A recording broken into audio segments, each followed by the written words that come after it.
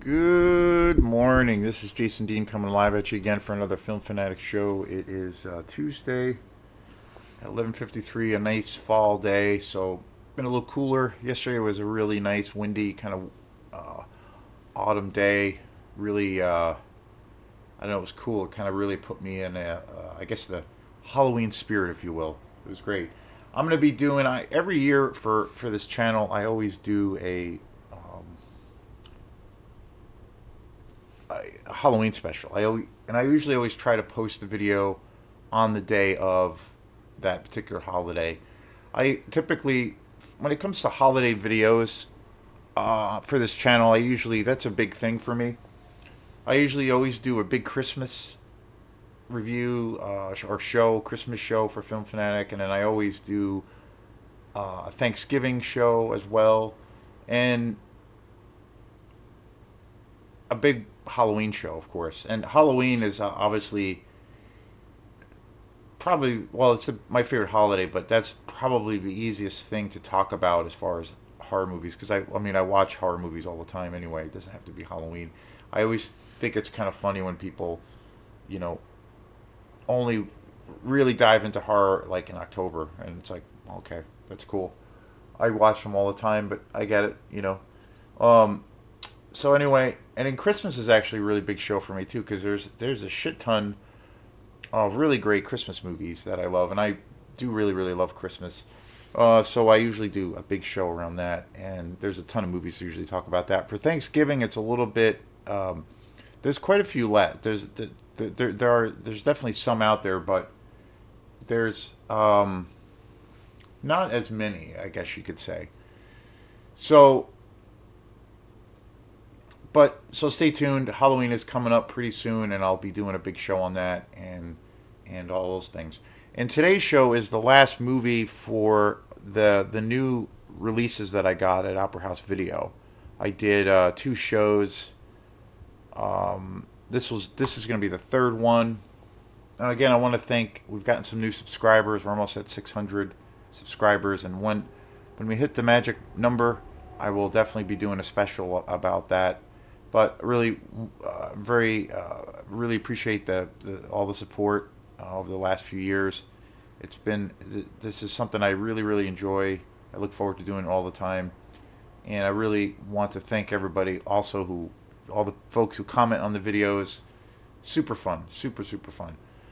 And the last few videos I've been posting have been shows on or all movies that I rented this past Saturday at Opera House Video, where I got three movies, and for the most part, I was kind of disappointed with them. But you know, it's funny because somebody was saying it to me a few weeks ago, like because I generally watch a lot of movies that people would consider to be crap and garbage, so.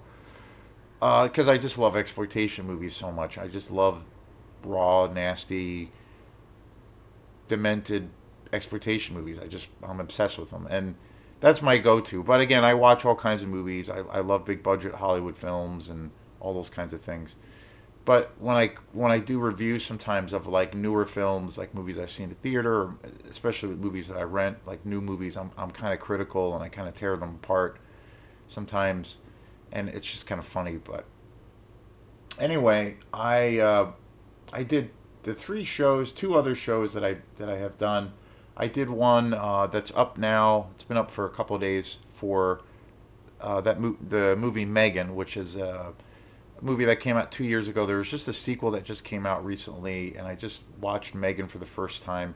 Kind of disappointed with that movie. Thought that movie was kind of overly hyped.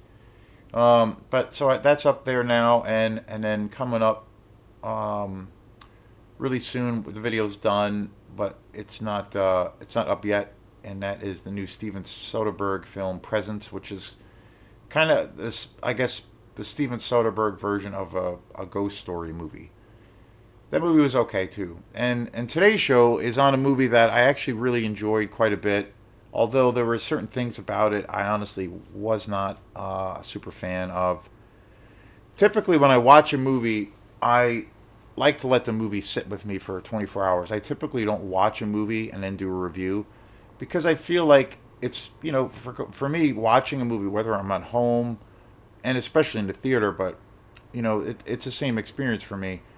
It's all about that immersion, and I give myself that 24 hours to kind of like digest whatever I've seen. So, like if I wake up the next day and I'm like eager to talk about the movie, or, tell a friend about it, or I'm still thinking about the movie and I'm like, or even craving to see it again. And then other times too where it's like, okay, I kind of forgot everything that I just saw. It doesn't really, it didn't really have any traction for me. And then sometimes you have a movie where you're like, it was pretty good, and then you thought that, in that moment you thought it was okay, but then you find yourself like wanting to see it again. So it's always, runs the gamut. So I typically always wait. I occasionally in the past I would do reviews for this show. When I was talking about movies, I would sometimes record videos right after I saw the movie. I don't usually a lot of the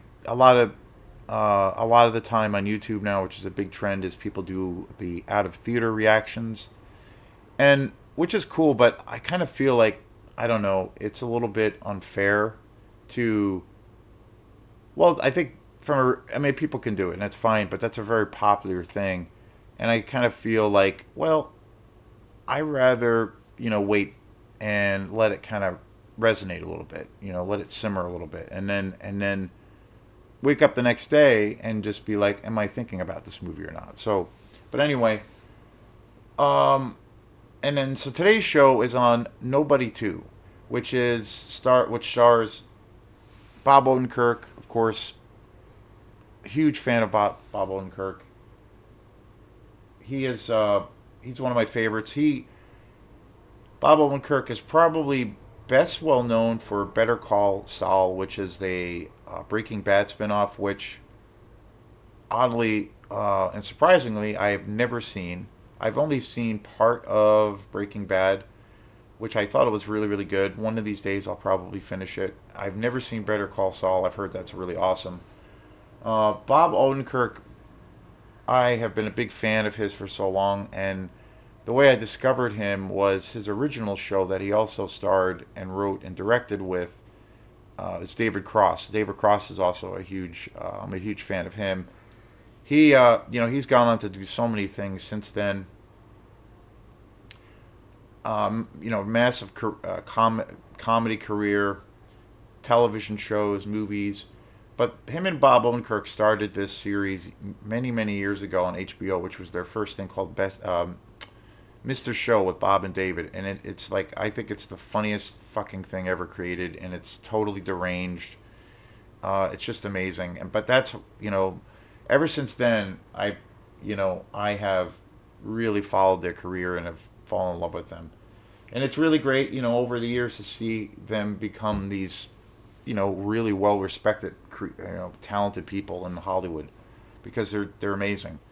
So talented. They have kind of all these different, diverse kind of attributes. And so Bob Odenkirk starred in Nobody, the first one, which came out a couple of years ago, which I really liked. I thought that movie was super fun. It's kind of a spoof on. It was released and created by some of the people behind the John Wick films, which I'm a huge fan of, and especially the first one, which is amazing, and then the third John Wick film, which I think is, or I think it's the last John Wick film, which I think is uh, an action masterpiece. I think it's almost better than the first one, as good as it is. But anyway, so they created this new franchise, Nobody, which the second one just came out, and the show today is going to be about it. I did do a review of Nobody last year, and I did like that movie. I thought it was really funny. I thought it definitely, you can see the John Wick kind of aesthetic behind it. It's kind of got this heightened reality. It's really funny. And it's just hilarious and funny to think of Bob Odenkirk as this like badass action star. But he was great in it, and he did a lot of his own stunts. You know, he got really ripped in shape, and the action in that movie is really great. It's actually really gory and violent, and it's really funny, and it's got a little heart. It's thoroughly entertaining, and I thought that movie was great. And after I saw Nobody, I was like, yeah, I could totally watch more movies in this franchise. And then lo and behold, they released Bob the second one, Nobody Two, which I just watched the other night on DVD. So, and overall, I did like this movie. It was, I believe, by the same director. Um, a lot of the same cast from the first one is in this film.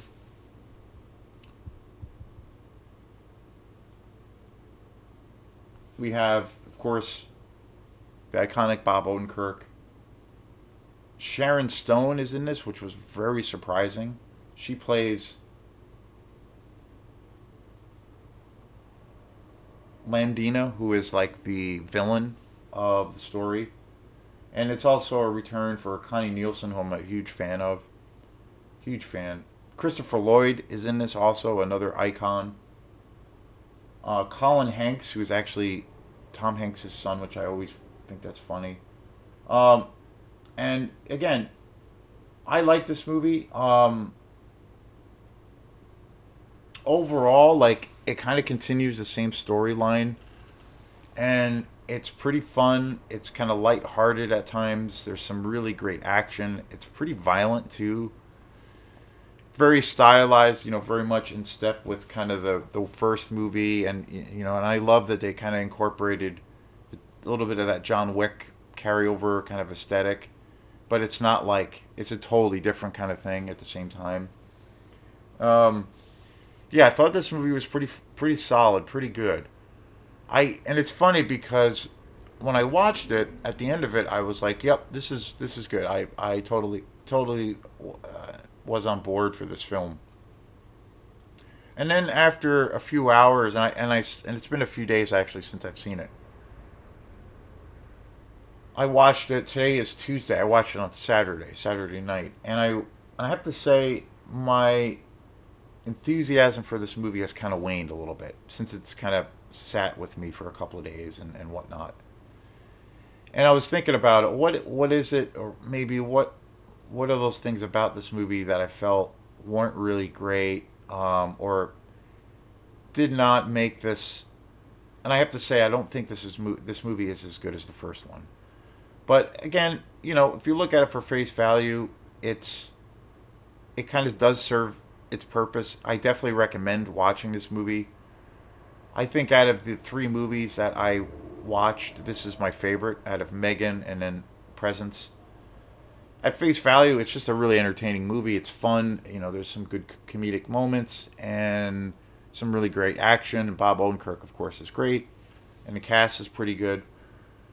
But there were some things in the movie where I was like, no, I don't know. It felt a little bit forced, and there were some things like where I felt the casting was kind of weird, kind of off. And ultimately, since it's been a few days, I don't hold this movie in the same place as I did when I first saw it. I feel like there were some kind of big blunders in this movie, and so I want to talk about that. And I was thinking about, okay, what were those things that kind of made me think a little bit or feel a little bit differently about this movie?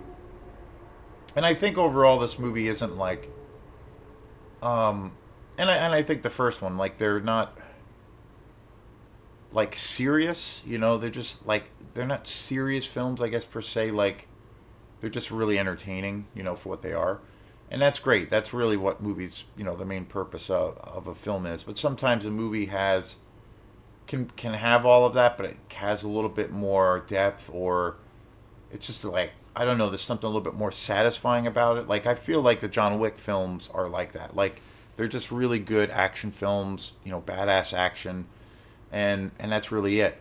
But there's something with, especially the first one and then the final one that came out, that I feel like it's a little deeper than that. It's like very satisfying. So anyway, I thought when they casted, the two characters, Christopher Lloyd, who's icon, comedic icon, Back to the Future, and so many other great films. One Flew Over the Cuckoo's Nest. I mean, so many great movies, and but so he's an icon, and then also, and particularly around Sharon Stone's character, I really had problems with. Like, I felt like Christopher Lloyd was in the film, and I felt like he was underutilized. I felt like they just kind of like there's a couple of things. He plays Bob Odenkirk's dad in it, which is amazing when you think about it on paper.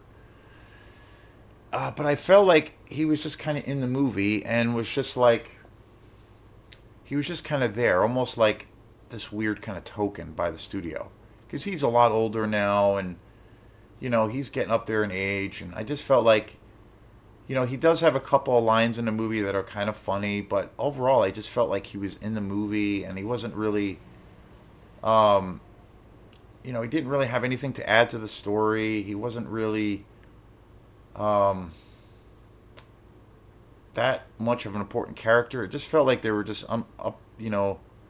putting him in the film because of his stature. It was like, and it felt like it was underutilized. It could have been really great. But he was great to see, and there's a couple of moments and a couple of scenes with him that are great, but it just felt like he was just there. And then with Sharon Stone's character, when I first saw her in this movie, I was like, "Whoa, okay, I haven't seen Sharon Stone in years," and I was really surprised, and it was great to see her again because she's been in some great films, and I've always loved her, and you know, one time, she's still sexy, and she was, when, back in the day, she was a bombshell, and she was a really good actress. I mean, Casino, she's like fantastic in that, and then Basic Instinct. So I mean, she has all of those attributes as an actress, but I hadn't seen her in anything in years, and it felt like everything, all of her lines, and like even her playing this kind of villainous character, everything just felt so forced. It felt like I felt they were trying to do the same thing with her almost as what the filmmakers did with putting Christopher Lloyd in the film.